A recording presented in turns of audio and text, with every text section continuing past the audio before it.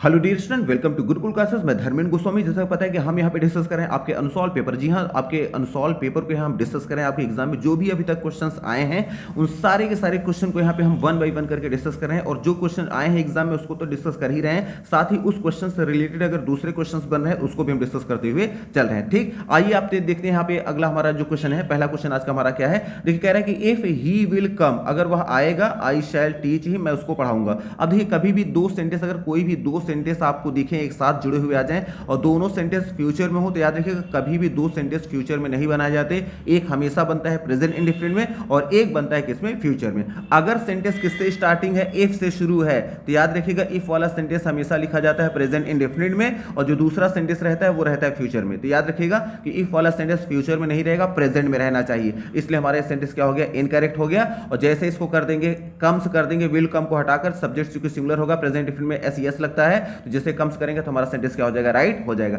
अब इससे रिलेटेड देखिए क्वेश्चंस क्या बनते हैं। देखिए इफ वाला सेंटेंस, अगर सेंटेंस किससे शुरू है, इफ, अगर इफ वाला सेंटेंस किसमें होता है, प्रेजेंट इंडेफिनिट में रहेगा, तो याद रखिएगा अगला जो क्वेश्चन जो रहेगा सेंटेंस, उसमें विल या शैल या कैन या मे में से कोई एक आना चाहिए और इसके साथ वर्ब की फर्स्ट फॉर्म आनी चाहिए। ठीक, अगर इफ वाला सेंटेंस किसमें आ गया है, पास्ट इंडेफिनिट में है, तो आपको सब्जेक्ट के बाद वुड, कुड या माइट में से कोई एक आकर इसके साथ वर्ब की फर्स्ट फॉर्म आनी चाहिए। ये सबका सेट है, अगर ये आएगा तो वो आना कंपलसरी है। और अगर इफ वाला सेंटेंस, अगर इफ वाला सेंटेंस किसमें है, पास्ट परफेक्ट। पास्ट परफेक्ट क्या होता है, हैड के साथ वर्ब की थर्ड फॉर्म, जो हैड के साथ वर्ब की थर्ड फॉर्म करेंगे तो परफेक्ट हो जाएगा। पास्ट इंडेफिनिट में क्या होता है, वर्ब की सेकंड फॉर्म। ठीक, और हैड लगा के थर्ड फॉर्म अगर आया है इफ वाला सेंटेंस, तो दूसरा सेंटेंस वुड, कुड, माइट तो रहेगा, लेकिन उसके साथ हैव लगाकर वर्ब की थर्ड फॉर्म आनी चाहिए। वुड, कुड, माइट, हैव के साथ वर्ब की थर्ड फॉर्म, हैव लगा के थर्ड फॉर्म। तो तीनों कंडीशन याद रखिएगा। अगर पहला इफ वाला सेंटेंस प्रेजेंट इंडेफिनिट में है, दूसरा विल, शैल या कैन या मे के साथ वर्ब की फर्स्ट फॉर्म आनी चाहिए। अगर पहला इफ वाला सेंटेंस किसमें है, पास्ट इंडेफिनिट में है, तो दूसरा सेंटेंस वुड, कुड या माइट के साथ वर्ब की फर्स्ट फॉर्म आनी चाहिए। और अगर इफ वाला सेंटेंस पास्ट परफेक्ट में है, तो आपको याद रखना है कि वुड, कुड, माइट तो आएगा, लेकिन उसके साथ हैव लगा के वर्ब की थर्ड फॉर्म भी आनी चाहिए। अब इसी सेंटेंस में देखिए हमारा एक करेक्शन था, जो हमारा क्वेश्चन हमने किया था कि यहाँ इफ वाला सेंटेंस फ्यूचर, तो फ्यूचर नहीं होना चाहिए, यहाँ प्रेजेंट इंडेफिनिट रहेगा। जब पहला प्रेजेंट इंडेफिनिट रहेगा, दूसरा क्या रहेगा, विल या शैल या कैन या मे के साथ वर्ब की फर्स्ट फॉर्म, तो यहाँ आया था, इसलिए हमारा सेंटेंस राइट हो गया। फिर देखिए यहाँ पे इसी बेस कुछ और करेक्शन दिए गए हैं। देखिए यहाँ दिया इफ ही केम, तो केम क्या है, वर्ब की सेकंड फॉर्म। तो हमें पता है कि जब वर्ब की सेकंड फॉर्म किस में आती है, पास्ट इंडेफिनिट में, और जब सेंटेंस हमारा पास्ट इंडेफिनिट में आता है, सेकंड कंडीशन देखिए, जब पास्ट इंडेफिनिट में आएगा तो अगला क्या आएगा, वुड, कुड या माइट, वुड, कुड, माइट या हैव के साथ वर्ब की क्या आएगी, फर्स्ट फॉर्म आएगी। तो ये पास्ट इंडेफिनिट जब आया है तो यहाँ वुड, कुड के साथ वर्ब की फर्स्ट फॉर्म आनी चाहिए, और यहाँ केम के साथ क्या लगा दिया गया, कैन। तो यहाँ कैन नहीं होना चाहिए, यहाँ क्या होना चाहिए थे, आप यहाँ कुड कर सकते हैं, माइट कर सकते हैं, वुड कर सकते हैं। ठीक, तीन में से कोई भी लग जाएगा, किसी को लगा सकते हैं। चलिए यहाँ कुड कर दे रहे हैं, जैसे अगर हम यहाँ कुड कर देते तो हमारा सेंटेंस राइट हो जाता, लेकिन हमारा यहाँ पे क्या है, इनकरेक्ट है। फिर देखिए यहाँ हैड के साथ वर्ब की थर्ड फॉर्म, तो इफ वाला सेंटेंस अगर हैड के साथ वर्ब की थर्ड फॉर्म आता है तो पास्ट परफेक्ट हो गया। और जब पास्ट परफेक्ट की कंडीशन होती है तो आगे क्या करते हैं, वुड, कुड या माइट, तीनों में से कोई भी एक आ सकता है, उसके साथ हैव लगा के थर्ड फॉर्म आनी चाहिए, और यहाँ वुड के साथ वर्ब की फर्स्ट फॉर्म आई है, तो ये सेंटेंस हमारा क्या हो जाएगा, इनकरेक्ट। जब वुड यहाँ पास्ट परफेक्ट पहला होता है तो दूसरा क्या आएगा, वुड तो आएगा ही, उसमें कोई डाउट नहीं है, लेकिन साथ साथ हैव आनी चाहिए, और हैव के साथ वर्ब की थर्ड फॉर्म भी आनी चाहिए। ठीक, तो टॉट हो जाता और लास्ट में हम लगाते हिम। जैसे ये कंडीशन होती तो हमारा सेंटेंस क्या हो जाता, राइट हो जाता। ठीक, फिर आ जाते हैं, देखिए अगला क्वेश्चन क्या कह रहा है कि इफ ही कम्स, तो कम्स क्या है, प्रेजेंट इंडेफिनिट। अगर इफ वाला सेंटेंस किस में आता है, प्रेजेंट इंडेफिनिट में, तो दूसरा सेंटेंस जो आना चाहिए किस में आना चाहिए, या तो विल आना चाहिए, या तो शैल आना चाहिए, या कैन आना चाहिए, या तो मे आना चाहिए। इनके साथ वर्ब की फर्स्ट फॉर्म आनी चाहिए, लेकिन यहाँ क्या लगा दिया गया है, माइट लगा दिया गया, तो माइट तो आ नहीं सकता। If he comes to me, अगर वह मेरे पास आएगा तो आई मे या आई कैन, तो कह देंगे आई कैन टीच, मैं उसको क्या कर सकता हूँ, टीच कर सकता हूँ, या मे भी आ सकता है, या फिर हम चाहे तो विल या शैल भी लगा सकते हैं, हमारा सेंटेंस राइट हो जाएगा। लेकिन ये भी सेंटेंस हमारा क्या हो गया, इनकरेक्ट हो गया। ठीक, अब आ जाते हैं देखिए अपने अगले क्वेश्चन में। देखिए हमारा अगला क्वेश्चन क्या कह रहा था, 5 शिप्स, शिप्स मतलब यहाँ पे भेड़े, 5 जो भेड़े जो है ना, आर, वो क्या करें, ग्रेजिंग मतलब चर रही हैं, घास खा रही हैं। तो याद रखिएगा शिप हो गया, और भी जैसे डियर हो गया, ये वर्ड ऐसे होते हैं ना, ये शिप आपका हो गया, शिप हो गया, और डियर हो गया, तो कुछ ऐसे वर्ड होते हैं ये सिंगुलर होते हैं तब भी शिप का शिप ही लिखा जाएगा, डियर का डियर ही लिखा जाएगा। एक होगा तब भी शिप रहेगा, एक से ज्यादा होंगे तब भी शिप का शिप ही लिखा जाएगा, शिप का शिप्स नहीं लिखा जाता। और इसमें शिप्स एस बढ़ा दिया गया है, इसलिए हमारा सेंटेंस क्या हो गया, इनकरेक्ट हो गया। इसका होना चाहिए था 5 शिप, इसमें एस नहीं लगाया जाता। ये ऐसा वर्ड है कि सिंगुलर होगा तब भी शिप लिखा जाएगा, प्लूरल होगा तब भी, प्लूरल के सेंस में 5 रहेगा तब भी शिप लिखा जाएगा। चूंकि 5 है, 5 है, तो आगे के वर्ब आर आनी चाहिए, तो आर आएगा तो हमारा सेंटेंस राइट हो जाएगा। लेकिन अगर अशिप, अगर एक शिप की बात की जाएगी तब भी सिंगुलर रहेगा उसी तरह, तो वर्ब क्या हो जाएगी, सिंगुलर लग जाएगी, तो ये भी हमारा सही हो जाएगा। इसका मतलब कि सिंगुलर होगा तब भी शिप लिखा जाएगा, प्लूरल होगा तब भी शिप, केवल संख्या से पता चलेगा कि वो सिंगुलर है या फिर प्लूरल है, और उसी संख्या को देखकर आगे की वर्ब लगा देना है। ठीक उसी तरह से यहाँ डियर के सेंस में भी आता है। जब डियर चाहे कहें 4 डियर या 5 या 1, यहाँ 4 रहेगा, 4 की वजह से आगे वर्ब प्लूरल आएगी, लेकिन डियर का डियर्स नहीं करेंगे तो हमारा क्या हो जाएगा, राइट हो जाएगा। लेकिन 4 के बाद डियर्स आपने कर दिया तो डियर का डियर्स नहीं होता है, इसलिए हमारा सेंटेंस क्या हो जाएगा, इनकरेक्ट हो जाएगा। लेकिन अ डियर, अगर अ डियर आया है तो अ डियर एक डियर है तो इस तो आएगा, इस तो हमारा सेंटेंस सही है। इसका मतलब कि डियर या शिप जो भी है इसके पहले अगर संख्या एक की आएगी तो आगे वर्ब सिंगुलर लगाइए, और उसके बाद, और अगर इस संख्या प्लूरल आ रही है उसके पहले तो आगे की जो उसके आगे वर्ब आएगी वो प्लूरल लगाएंगे। लेकिन शिप का शिप्स और डियर का डियर्स नहीं करेंगे प्लूरल बनाने के लिए, वो सिंगुलर प्लूरल उसका सेम टू सेम फॉर्म रहता है, वो बिल्कुल भी एस या यस वो एक्सेप्ट नहीं करता। ठीक, अब आ जाएंगे, देखिए हमारा अगला क्वेश्चन क्या करेंगे, हिज स्पेक्टिकल्स इज न्यू, उसके स्पेक्टिकल्स मतलब उसके जो चश्मे हैं ना, चश्मा जो है उसका इज न्यू, वो नया है। तो चश्मा है, चश्मा क्या है, नया है। अब नया है तो देखिए यहाँ सेंटेंस ये भी हमारा क्या है, इनकरेक्ट है। अब ये कहें क्यों कर इनकरेक्ट है, देखिए जो चश्मा होता है ना, चश्मा जो होता है उसमें देखिए दो, अभी चश्मा में बनाना नहीं आता समझ लीजिए, ऐसे इसमें देखिए दो पोर्शन होता है, एक ये ग्लास के साथ ये डंडी लगी रहती, एक ये लगी रहती। तो कोई भी ऐसा चीज जिसका दो पार्ट होता है, दो पार्ट से मिलकर बनते हैं, वो हमेशा प्लूरल की कैटेगरी में माने जाते हैं, वो सिंगुलर उसका नहीं लगाया जाता। ठीक, तो स्पेक्टिकल्स में दो शीशे लगे होते हैं, दो शीशे होते हैं, दो तरह से देखने के लिए बना रहता है, तो उसके दो पोर्शन होते हैं। जब दो पोर्शन होते हैं तो हमेशा प्लूरल माना जाएगा, उसके साथ इज नहीं लगाएंगे, इज यहां लगाना क्या हो जाएगा, इनकरेक्ट। यहां आर लगा देंगे तो हमारा सेंटेंस क्या हो जाएगा, राइट हो जाएगा। उसी तरह से जैसे स्पेक्टिकल्स के दो पार्ट होते हैं, उसी तरह वेजिटेबल्स हमेशा प्लूरल के सेंस में होता है, वेजिटेबल्स का सिंगुलर वेजिटेबल नहीं लिख सकते आप। स्टेयर्स, सीढ़ियां, स्टेयर नहीं कर सकते। शेयर्स मतलब कैंची होता है, कैंची के भी देखिए दो पार्ट होते हैं, दो पोर्शन को मिलाकर एक कैंची बनती है, तो दो पोर्शन होने की वजह से हमेशा प्लूरल होगा। बिनोकुलर्स मतलब होता है दूरबीन, दूरबीन में भी देखिए दो चीजें होती है, दो ग्लासेस होते हैं देखने के लिए, इसलिए वो हमेशा जब भी बिनोकुलर्स आएगा तो हमेशा प्लूरल के सेंस में यूज होगा।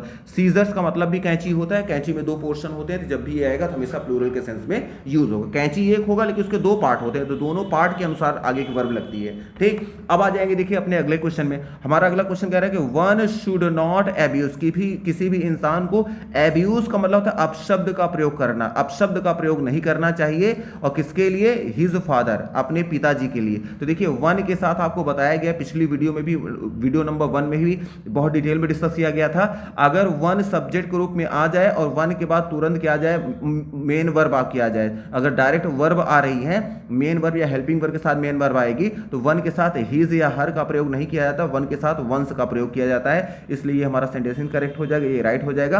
वन के साथ वंस का प्रयोग किया जाता है, हिज, हर, देयर इन सब का प्रयोग नहीं किया जाता। ठीक, अब देखिए अगला क्वेश्चन ये कैटल्स वाला, देखिए तो हमें लग रहा है कि 4 से 5 टाइम्स तो ये क्वेश्चन आ चुका है। देखिए यहाँ कह रहा है कैटल्स, तो कैटल का कैटल्स नहीं होता, कैटल अपने आप में प्लूरल वर्ड होता है, इसलिए इसका एस लगा के प्लूरल और बनाने की जरूरत नहीं। जैसे चिल्ड्रन का चिल्ड्रंस नहीं कह सकते, चिल्ड्रन अपने आप में प्लूरल होता है, उसी तरह कैटल अपने आप में प्लूरल होता है, इसके साथ वर्ब प्लूरल आएगी, उसमें एस एक्स्ट्रा बढ़ाया गया था इसलिए इनकरेक्ट। जैसे उसका एस हटा देंगे तो cattle are grazing in the field, तो हमारा सेंटेंस क्या हो जाएगा, राइट हो जाएगा।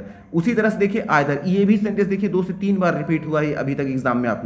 Either of the road, either of the road मतलब जितनी भी यहाँ रोड है ना उनमें से आइदर मतलब कोई एक जो है ना, लीड मतलब जाती है टू स्टेशन और स्टेशन की तरफ। आइदर का मतलब होता है कोई एक, जब एक है प्रेजेंट इंडेफिनिट का सेंटेंस है तो लीड में वर्ब की फर्स्ट फॉर्म नहीं बल्कि वर्ब की एसईएस फॉर्म होना चाहिए। वर्ब की फर्स्ट फॉर्म तब लगाते हैं जब सब्जेक्ट हमारा प्लूरल होता है, और आइदर का मतलब होता है दो में से एक, और जब एक है तो एक के लिए वर्ब क्या लगाएंगे, एस लगाएंगे प्रेजेंट डिफरेंट में, और यहाँ पे वर्ब की फर्स्ट फॉर्म लगाई गई है इसलिए हमारा इनकरेक्ट हो गया। जैसे एस फॉर्म लगा देंगे इसमें तो हमारा सेंटेंस क्या हो जाएगा, राइट हो जाएगा। ये भी क्वेश्चन आया हुआ है, इस क्वेश्चन को भी हमने पिछली वीडियो में बहुत डिटेल में हमने डिस्कस पे किया है, और इससे रिलेटेड जो भी क्वेश्चन बनते थे उसको भी हमने डिटेल में डिस्कस किया है। फिर देखिए अगला क्वेश्चन क्या है कि जो शरद है, शरद इज इनफेरियर, तो आपके पहली ही वीडियो से बताया गया इनफेरियर, सुपीरियर, प्रायर और प्रेफर, प्रेफरेबल। देखिए कितनी बार ये सब वर्ड आ रहे हैं, तो ये इन सब वर्ड के साथ देन का प्रयोग नहीं किया जाता, इसलिए हमारा सेंटेंस इनकरेक्ट हो गया। इन सब वर्ड के साथ हम क्या यूज करते हैं, टू का प्रयोग करते हैं, इसलिए टू लगा देंगे तो हमारा सेंटेंस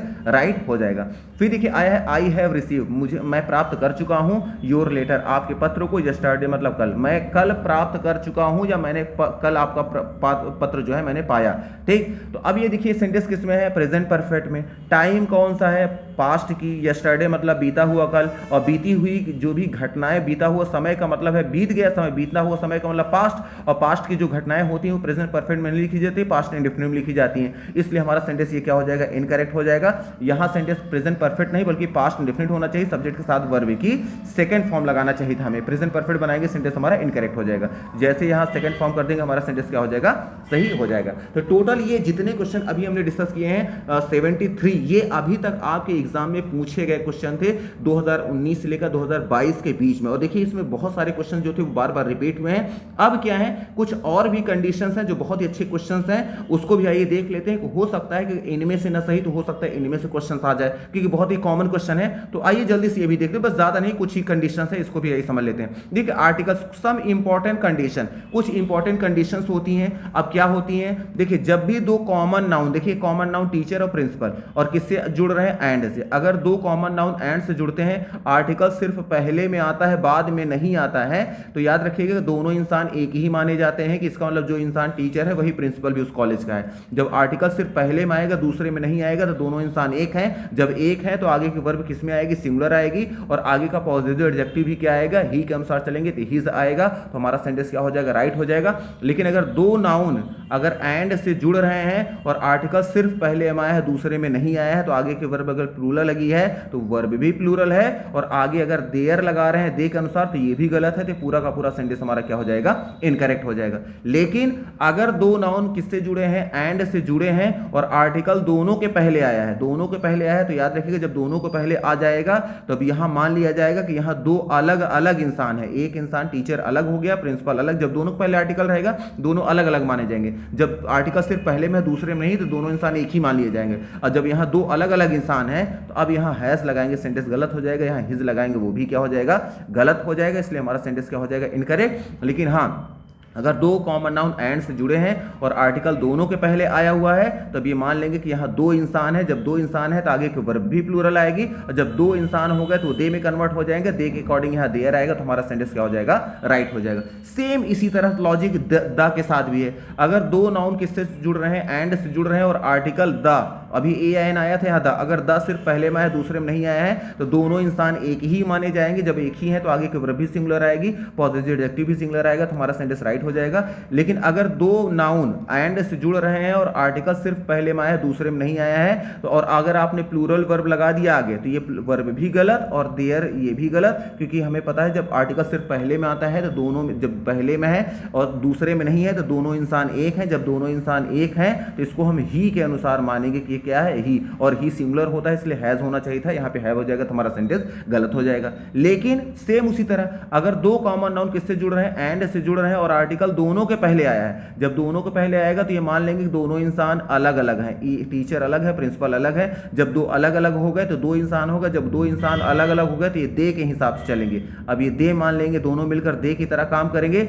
जब दे की तरह काम करेंगे तो यहाँ हैज भी गलत और यहाँ हिज भी गलत हो जाएगा। लेकिन जब दो नाउन एंड से जुड़ रहे हैं, दोनों को पहले आर्टिकल आया है और आगे के वर्ब प्लूरल लगा देंगे तो वर्ब भी सही, और चूंकि दे के हिसाब से चलेंगे तो दे के हिसाब से क्या लगाएंगे, देयर लगाएंगे, तो हमारा सेंटेंस क्या हो जाएगा, राइट हो जाएगा।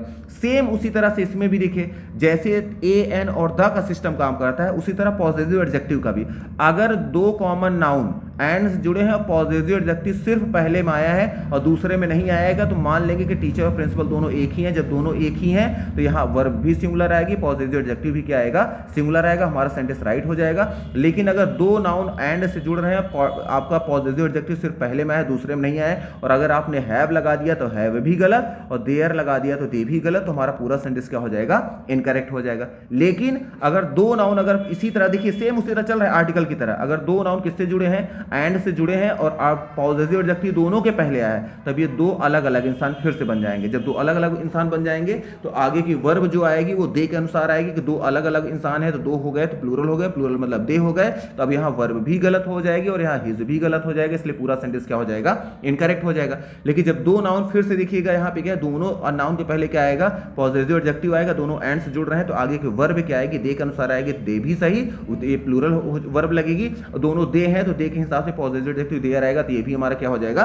सही हो जाएगा। ठीक, ये सब क्या थे, कॉमन नाउन। इसका जो टीचर है वो प्रिंसिपल हो सकते हैं, जो प्रिंसिपल है वो टीचर भी हो सकते हैं। लेकिन इसमें देखिए इन सेंटेंसेस को देखिए, यहां पर भी दो नाउन अलग अलग हैं, एक तरफ है ब्रदर एक तरफ है सिस्टर। जब पॉजिटिव एडजेक्टिव पहले में आया है दूसरे में नहीं आया तो अभी तक हम क्या लगाते थे, सिंगुलर। लेकिन वहां एक टीचर प्रिंसिपल दोनों एक हो सकते हैं जहां कॉमन नाउन हो। लेकिन जब साफ साफ कह रहा है कि ब्रदर और सिस्टर, तो ये तो साफ साफ पता है ना कि ब्रदर कोई और होता है, सिस्टर कोई और होते हैं, ये तो साफ साफ पता चल रहा है कि दोनों अलग ही हैं। ब्रदर और सिस्टर कभी एक नहीं हो सकते, दोनों अलग अलग। जब अलग अलग हैं तो पॉजिटिव एडजेक्टिव चाहे पहले में आए या फिर दोनों में आए, आगे की वर्ब फिर प्लूरल ही रहेगी और पॉजिटिव एडजेक्टिव भी देयर के हिसाब से ही चलेगा, इसलिए हमारा सेंटेंस ये राइट हो जाएगा। चाहे पॉजिटिव एडजेक्टिव पहले में आए या दोनों में आए, आगे की जो वर्ब आएगी ना वो प्लूरल ही आएगी और पॉजिटिव एडजेक्टिव भी दे के हिसाब से चलेगा, देयर आएगा, ये याद रखिएगा। ठीक, जहां क्लियर है, जैसे ब्रदर एंड जैसे my brother and sister, my father and my mother, अगर इस तरह आ गया तो फादर और मदर हमें पता है दोनों एक नहीं हो सकते, दोनों अलग ही रहेंगे, तो हमेशा प्लूरल रहेंगे। तो ये भी आपको कॉमन सेंस यूज करते हुए चलना है। ठीक,